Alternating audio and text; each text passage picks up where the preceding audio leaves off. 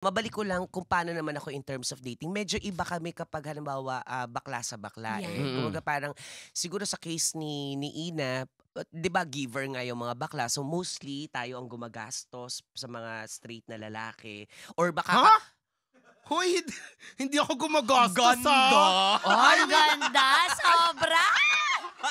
Ayokong magyabang. Talaga.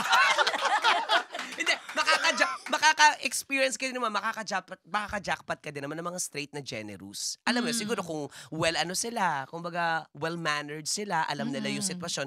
Pero when it comes to homosexuals, pag kami ang nagde-date, parang nandun na yung connotation na parang it's 50-50. Parang, unless mas gusto mo talaga, ako kasi kahit alam ko na it's 50-50, pero kapag alam ko yung kasama ko, I am earning more than that person.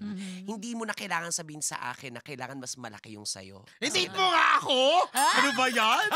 Alam mo, parang ito na yung catalyst ng bagong relasyon ng dalawa. Doon pala kami napunta, no? Pagkatapos ito, isi-ship na kayong dalawa. Oh my God. Balik sila after a few months. Oh, kami na.